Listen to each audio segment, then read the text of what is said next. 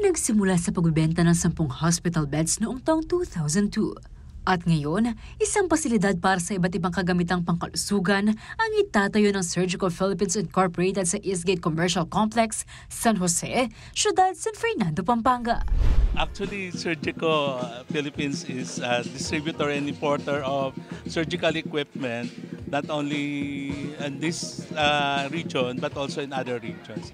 It's particularly the OH regional offices. Idinaos ang groundbreaking ceremony para sa Surgical Medical Depot nitong Sabado, September 7. Oras na magbukas, makakabili rito ng high-quality yet affordable medical equipment and supplies.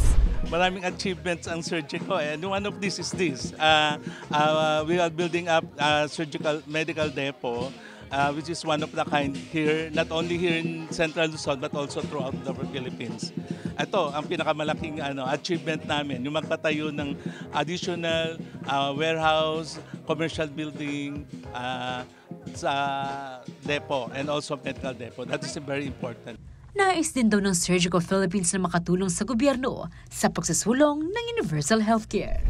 Actually, that is our partnership with the DOH, yung magkaroon ng medical services, especially yung mga we offer not only low-cost prices but also good quality medical equipment. Samantala, bukod sa paghahandog ng abot-kayang medical items, bahagi rin ng advokasya ng Surgical ang pag-aabot ng kamay para sa mga nangangailangan. Marami kaming social services, like we donate some less fortunate, and also one of the biggest naming contribution dito sa Home for the Aged. We also go to yung mga bata. Inaasahang matapos ang construction ng Surgical Medical Depot sa loob ng 1 taon. Liana Canilaw, CLTV 36 News.